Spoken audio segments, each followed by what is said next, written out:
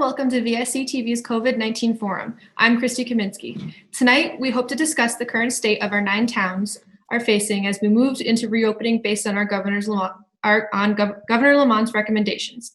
If during this program you wish to participate in the discussion or have any questions you wish to be answered, please email us at questions@vsctv.com, and we will do our best to answer them. Right now, we are joined by Zach Viella, Lisa Fasulo, and Bob McGarry. I want to thank you guys for being here and welcome. Thank you for having us. Hello. Thank you. If you guys want to take a second and each just introduce yourselves and your role within the 9 towns that we cover. I'll jump in. I'm Lisa Fasulo. I am the Director of Health and the Deputy Emergency Management Director for the town of Essex. I've been Health Director for about, 9 or 10 years or so. And up until now, it's been kind of nice and quiet. And then the past few months have been quite busy. All right, Zach. I would have to agree with that last statement, Lisa. I'm Zach Viella. I'm the Director of Health for the town of Westbrook. I was recently appointed back in late December. Before that, I was working part-time for the town of Westbrook, mostly conducting food inspections and getting familiar with the town like that. And now I'm jumping into the director role in the midst of a global pandemic. So here we are. And Bob? Hi, good evening, everyone. I'm Bob McGarry. I'm the first selectman in Haddam. I was elected to the position in November. I will tell you, this is a heck of a way to start a political career. I'm also the fire chief in Haddam Neck, and I've been at that for about 18 years now. All right, again, thank you guys for being here. We'll jump right into this. We'll do a brief recap on where our towns are at currently and maybe talk about a little bit what Governor Lamont has recommended come May 20th. Sure, I'll start. So the town of Essex, people have always wanted to know how many cases do we have. So the town of Essex has 18 cases of COVID that are confirmed. I have to say that the majority of these people are home. They're recovering nicely. I talk with them, if not every day, it's probably every other day I reach out to them. And compared to other parts of the state, the town of Essex has done exceptionally well. And I'm really proud of the people that are COVID positive in our community, because they are listening to the guidance and they're very receptive to what myself from the health department and the state health department is asking them to do. So I'm very pleased. I'm very happy with them. Yeah, I can go off that too, Lisa. I'm very proud of the residents of Westbrook for pretty much the confirmed positive residents who have pretty much self-isolated from the beginning of when they thought they may have had the virus. But in total, Westbrook has, of today, currently 20 confirmed COVID-19 cases. We do have one unfortunate COVID-19 associated death among our residences. Unfortunately, most of the residents who have tested positive have recovered so far. And I do have a number of 150 of our Westbrook residences have been tested overall since the beginning. And they vary from the very young children to the very elderly. The past week, I've received 3 additional positive test results among residents. And before that, Westbrook went about 12 days or so before we had our last positive, which I think speaks volumes to the social distancing that's being implemented by residences and businesses alike. All right, town of Haddam right now, we have 24 confirmed cases. I've heard rumor of a 25th, but that's not been confirmed yet. Unfortunately, yesterday we had our first fatality. What I've noticed is in the last 2 weeks, our number of cases has increased noticeably. And I think I don't attribute that to anything other than just the roll of the dice and luck of the draw. Most of the residents have been at home. Few are in hospitals. And we've got our fingers crossed, of course, that they all recover. I will say most of the town residents that I've seen have been adhering to social distancing, mask wearing lately, and I think that's helping throughout the state of keeping our numbers down. All right. And as the governor moves towards, we move towards March 20th and we do hit that first stage of reopening, have businesses expressed concern to any of you guys on how that's going to affect them and potentially the spread of this more? So I think each town, I know Essex we've developed a reopening committee of some key people in our community to help the businesses that are going to be allowed to be open on phase one, give them guidance, give them some support, and be a resource to them as they consider reopening. So the governor's reopening 5 different sectors. Primarily what I'm concerned with is the food service establishments, the hair salons, and the retail. So we have been reaching out to these local business and shop owners to give them guidance, as well as any updates. We're getting updates nearly every day from the governor and various people within Department of Public Health to give them guidance on how to reopen safely. I think the thing that they're most concerned about is having customers and things come in their door, and how to protect their employees as well as their customers that coming in. They need to rebuild their consumer confidence. So that's what we're helping them to do as part of our reopening committee. Yeah, I would have to say the same for the town of Westbrook. All along the pandemic, we've been working with our businesses, particularly restaurants, just to make sure that they have the resources that they need, and especially right now to get them more prepared for the reopening of their outdoor dining.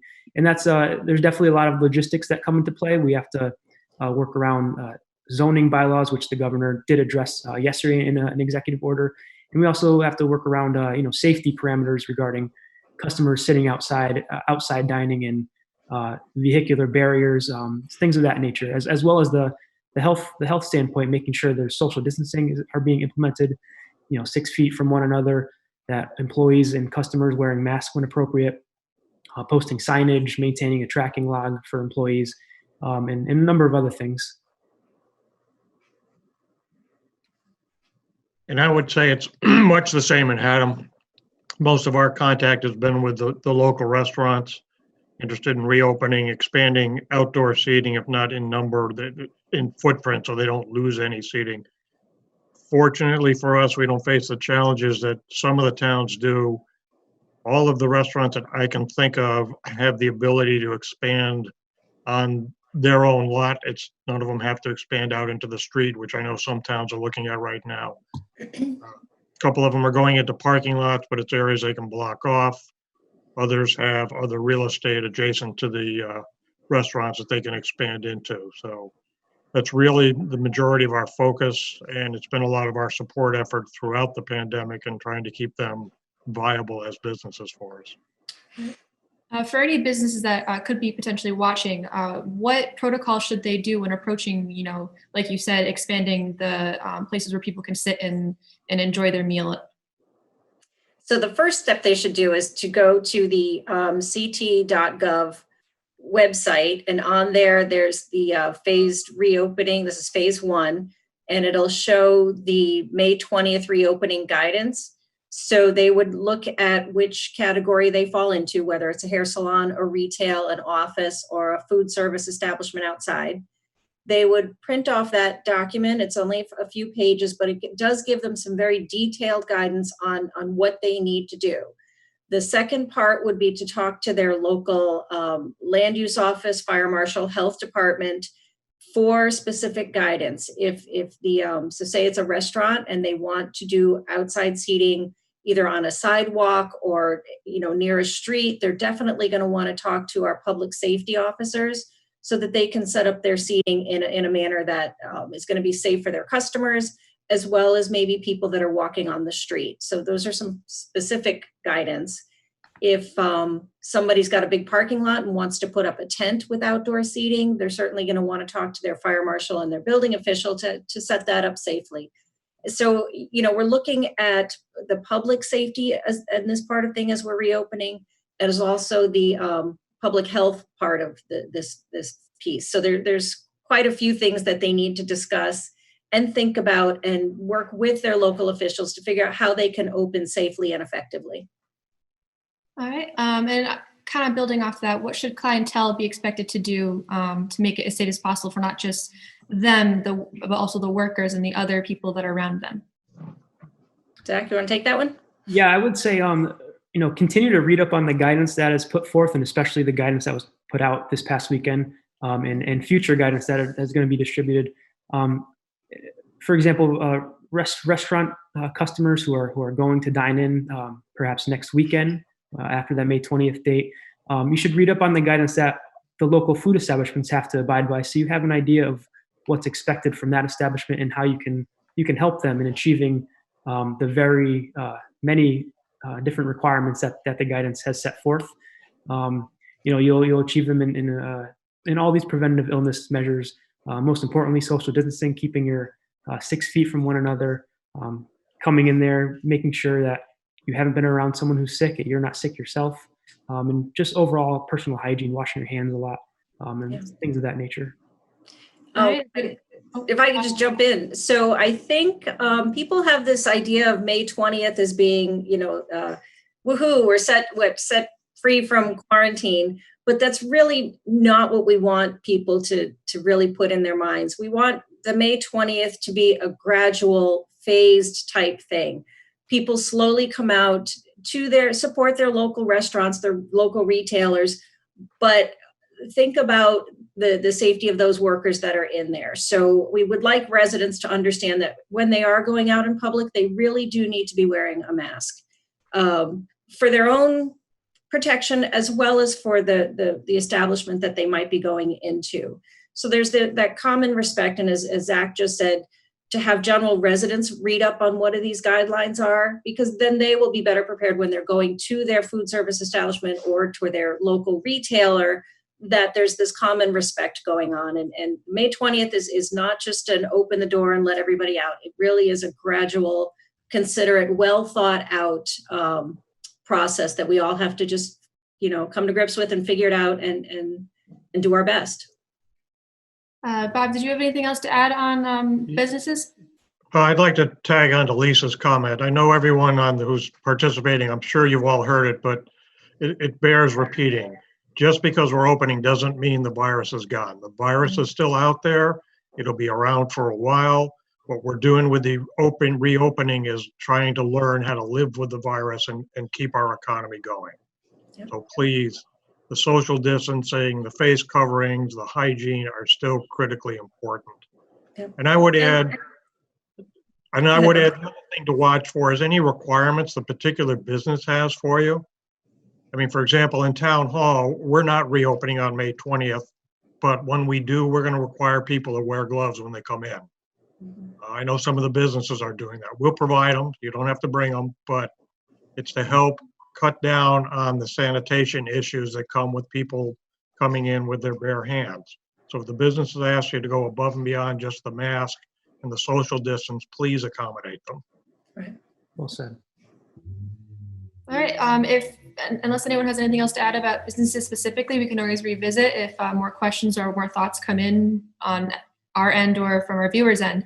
But I was going to move on to schools reopening. It's understood that the schools will be closed through the end of the spring semester, but what about the summer school and fall semesters? Is there any outlook on that? Go ahead, Zach. I would say with everything, it's up in the air in regards to school next fall semester. I would want to say there's a chance to resume in-person class in the fall, but if that happens, things will look a lot different, in my opinion, in terms of class sizes, lunchrooms, recess. And I believe the State Department of Education will be providing some guidance within a month or two on their thoughts of whether fall in-person classes should happen. It's probably too early to tell what summer activities will be allowed. In terms of being on the shoreline, I know that there's restrictions in place for the beaches. I know many different towns have their own rules. But the big thing is still going to be maintaining that social distancing and physical separation of individuals. That'll continue throughout any summer school or summer programs, any potential programs that there will be. And I don't think summer school has been finalized yet, if any plans to hold summer school has been finalized. More to come on that. Yeah, that one's not been finalized yet. Zach's right on that one. And even after the May 20th date, The governor has not lifted the gatherings of 5 people or less. That will remain in place. So if people are walking around in public or just, sitting in the park doing things, it really is 5 people or less. The governor has not increased that to 10 or 25 or 50. The number of 5 will still be, we're holding to that number. Yep. Is there any recommendations you can give people when they do visit these public places, parks, state parks, beaches, really all the above? Well, again, you go back to the basics, and it's something we've been doing with the parks throughout. They've been open, but please, social distancing, coverings, washing your hands, be mindful of where others are. Yeah. And I think things might change rapidly with if it's in your community, or if you're going to a town park or a local land trust or something, respect the rules that they have in that particular town. So Essex, we're considering opening, the parks a little bit more. We haven't made any final decisions yet on the tennis courts. If we do open the tennis courts, it'll be very limited. But the town of Westbrook or Haddam or something may be doing something different. So you want to know what that community's rules are. Yeah. All the towns are complying with what the governor's orders say, but how they do it might be a little bit different in each town. So I would just want to have people be conscious and aware of those subtle differences. So that kind of brings up an interesting point that I had thought about. We live in a very, unique area of Connecticut where they're, mostly small towns and locally run businesses. How is that going to be different than, say, a town bigger like Middletown?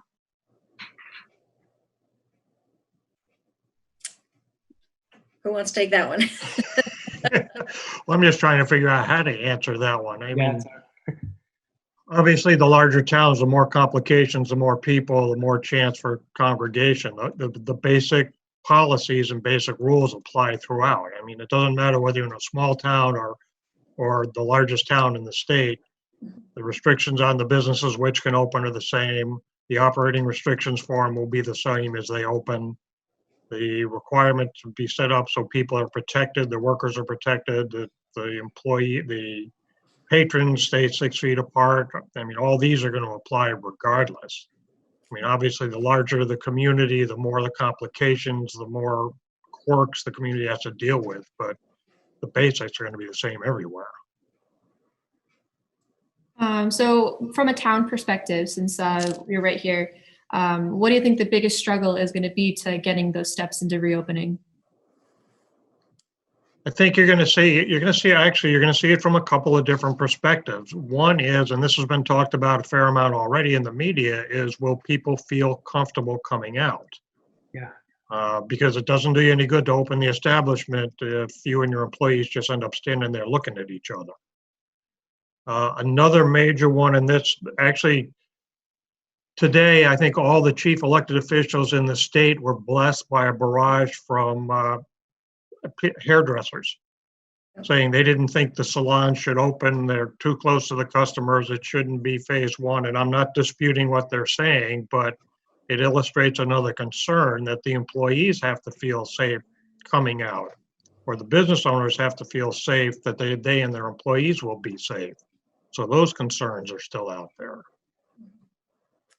And the other thing I think is just because a business opens today or next week, they may change their mind, a week later and then decide, what, maybe we're not getting the customers that we wanted through our doors, or we're not comfortable in the way the customers are behaving in our doors. They could choose to close it at any point. It really is up to them. So, we're going to see that the dynamics are going to change week to week. So, yeah. From a local law enforcement standing, whether it's state troopers or your own police force, how do you see them trying to handle this reopening and making sure policies are being abided by? Yeah, it's definitely going to be tough on all fronts, but it's going to have to be a collaborative effort. We're going to have to stay in contact with our police, our constables throughout this pandemic, as we have been, because really what affects them affects local public health and CEOs of municipalities. For example, they have to, both health directors and first responders like police, they have to pay attention to social distancing and physical separation of others, as that's an executive order that which is law, but it also has an impact on public health and what Lisa and I do. So we're going to have to stay in touch with them throughout this whole thing, like we have been. And again, it's going to be a collaborative effort all across the board. And I think a lot of it is going to be as people get used to this new way that we're going to operate.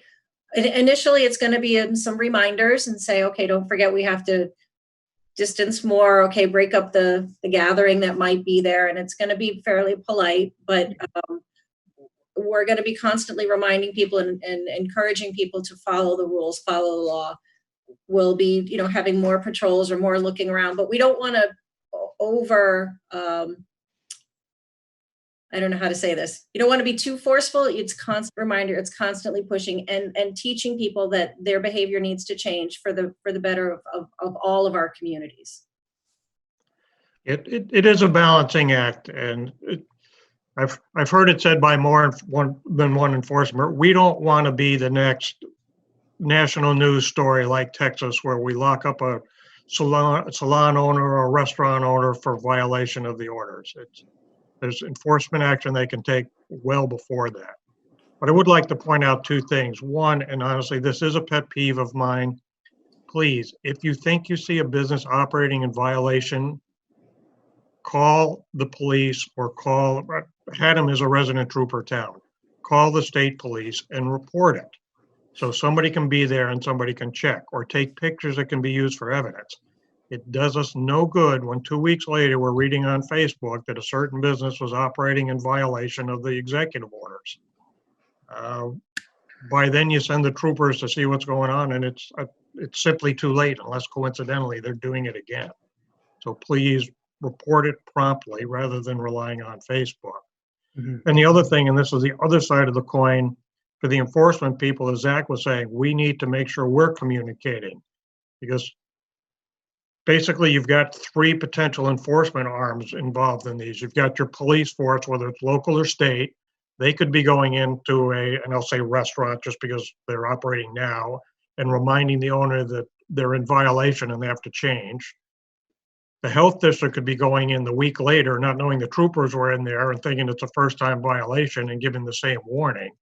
The town can be going in the week after that, the same circumstance, not knowing the other two are in there. We've got to coordinate our efforts so we know that if this is a repeat offender, this just isn't a first-time offense, and a gentle reminder is needed. So moving on from that, with the reopening, there are fears from many people that something like this could happen again.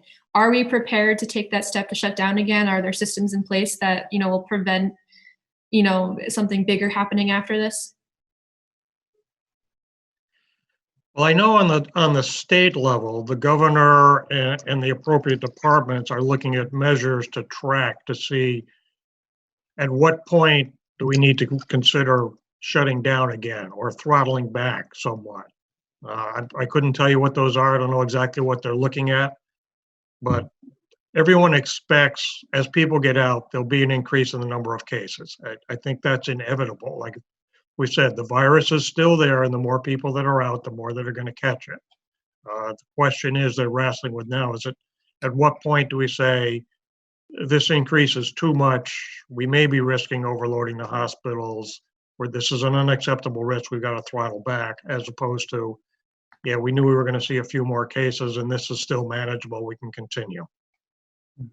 And now, this is a phase one.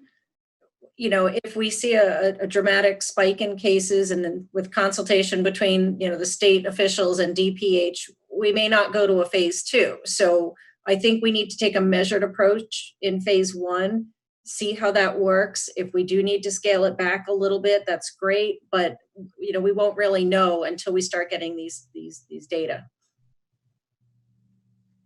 All right. So in your guys' opinion, do you think there ever will be a return to normal again? Or, as you mentioned before, we will be living with this virus for like the rest of like the future as we can see it. But do you think we'll ever get back to, just going and living our daily lives? I want to hope so, but I can't say for sure. I think COVID-19 has definitely transcended our life here in America and as well across the world.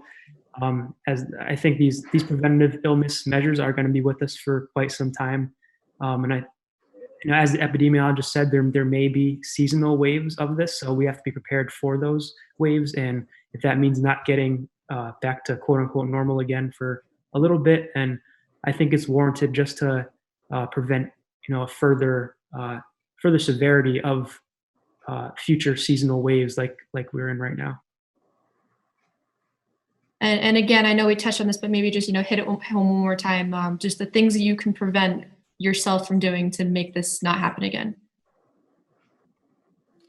Well, I think just again, we go back to this May 20th thing. You don't have to go out if you're at a higher risk for respiratory or some other illness. You do need to be responsible and stay home.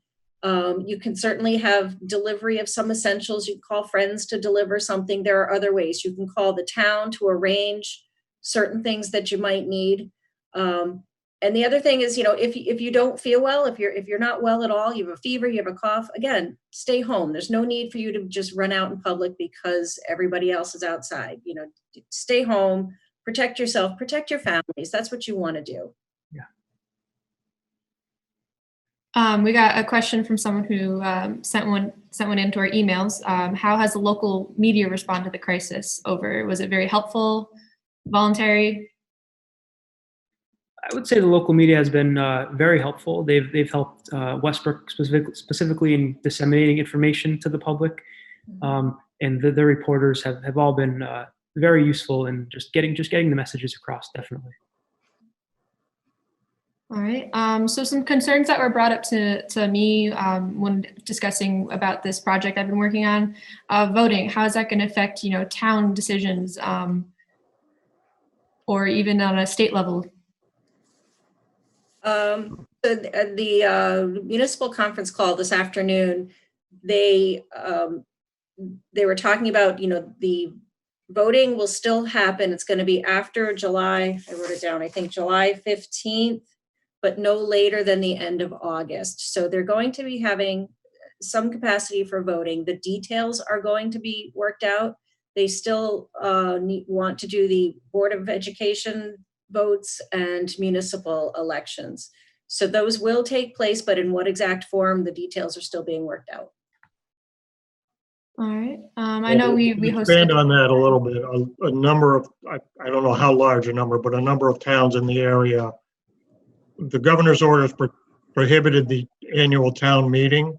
Well, for a number of towns, that's where they elect officials to, like the Board of Ed and some of these other positions. So the recent guidance has been, or that will be coming out, that was discussed today, affects those elections. It's going to allow town meetings to conduct them sometime after July 15th is what they were talking about. Yeah. Of course, the other big voting issue, and this is a huge one for the towns, is the upcoming primaries and probably looking ahead to the November elections. And there's issues on a couple of sides.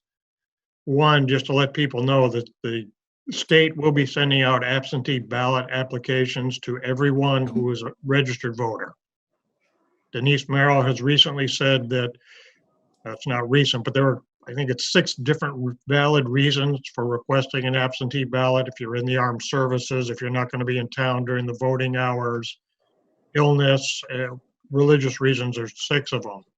But they're fairly specific and fairly restrictive. However, Denise Merrill has stated, and it reported in the paper as well, that in her opinion, if you are afraid of contracting COVID-19, particularly if you have any of underlying medical conditions, then that's a legitimate reason for you to say an illness is preventing you from going to the polling place. So you won't be in the crowd of people. And a problem that's not been talked about publicly, but it's one we're wrestling with. Before I was elected, for a couple of years, I was a poll worker in one of our polling places. I was 64 years old. I was the kid in the room. I mean, I was the guy, it was nice at 64 being talked to as, hey, kid, but then they'd send me to go get their coffee and stuff. I'm serious. Some of the poll workers in there were in their 80s. They're the high-risk group, at least in the small towns, because you can't make a living being a professional poll worker. So the towns are having difficulty staffing the polls, and that's going to be a whole nother problem that's got to be addressed before we can move on. So another question that someone sent in, thank you, Kobe. Do you foresee any positives coming out from this crisis? Well, I'll chime in. I certainly do. I think we're realizing a lot more people can work from home than we've thought possible for a lot of different businesses. I know for the town hall, it's been kind of eye-opening for us. So I think we may open up more opportunities for people to work from home and not have to deal with a commute or not have to deal with it on a daily basis. I'm hoping we'll learn some of the lessons to be better prepared for next time, but having been in the disaster response business for a number of years, I'm a little skeptical about that one, but I'm hoping.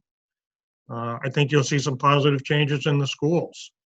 Talking to a friend who's a teacher in another school district, she's saying they believe that next year they can set their school schedule and have it be a set schedule, that school will end on, June 15th or whatever date they said. Because if they have snow days, they'll just transition to doing a distant learning day. So they'll still have credit for the day and they won't have to extend the year beyond its planned closure date. Anything you want to add, Zach or Lisa? Yeah, I mean, potentially a positive is people are staying home, spending more quality time with their families and their loved ones. So that is always a plus in my eyes. And I think another positive is, for future disasters, future emergencies, we're going to be much more well prepared in terms of personal protective equipment, protocols, and just overall emergency response plan. So I think this, even though we've had some definitely negative consequences and outcomes of this pandemic, I think we'll be better prepared for future potential emergencies.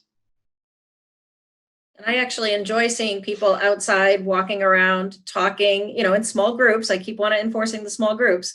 But they're finding other things to do with their time. And they actually, because maybe they're working from home, they don't have the extra time in the commuting part of things. There's other productivity in their life that I think has value. And I think people are starting to realize that. So there are definitely positives to this whole thing. Yeah. So this next, I only have really one more question for you guys, and then we can just, touch upon anything that we didn't talk about. But something that was brought up to me by, again, just having conversations with people about this project was down the road when, treatments become available and, how is that going to play out? Are they is there going to be protocol that you're aware of, or are you personally, your department going to be foreseeing that, you think, or? All that information is going to kind of evolve as the different therapies come about. If we do get to the point where there is a vaccine available, then local health departments would be very much involved with a mass vaccination clinic or program, much like we had with H1N1 10 years ago or so. And that sort of effort takes not just the health departments, but it takes our public safety, our fire, our leadership to put that all together. So the protocols will be, coming about once we know that what kind of therapy there might be out there. Do you feel that you will be prepared for that when that day comes, whether it's weeks, months, maybe even a year down the road? We're actually public health officials and emergency management and our law enforcement. The common thing is, when an event happens, you're already thinking about the end of this. You're already thinking about what the next step is. So local public health and regional, we're already thinking about vaccination clinics. We don't have any product in hand, but we are already thinking through the process and the steps on how to get this. Oh, hold on. I'm sorry. My cat is here. Go away. How to implement this and how to get these therapies and things to the general public. So we're already thinking ahead. We don't have the exact details, but, the thought is already there.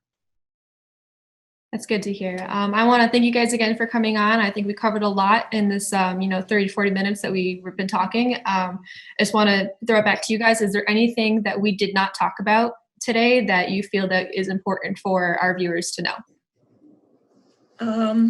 Goodness. Sometimes maybe turn off the TV, take a little time for yourself. Yeah, social distance from the TV. Right, that's a good thing. But because we live in a very unique part of Connecticut, where you said earlier we're small towns, we're tight-knit communities, even though we have to physically separate 6 feet apart, our communities are really strong. So reach out to the partners in your communities, your leadership, by phone, email, text, things like that, and stay the cohesive group that we are in our little towns, and we'll get through this. I know it's a cliche, but we will.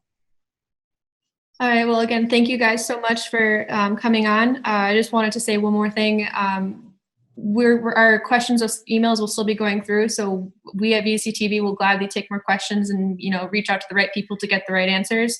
And then if this, is something that you guys are interested in, maybe we revisit this forum again in a month or two and see how the updates have come. I think the residents and people in the communities will have more questions going forward. So talk to your leadership and reach out again. All right. Well, thanks again. And we'll see you guys next time, and good luck with everything going on in your towns. Thank you. Stay well. Thank you. Thank you very Thanks for the opportunity. Have a great night. Thank you.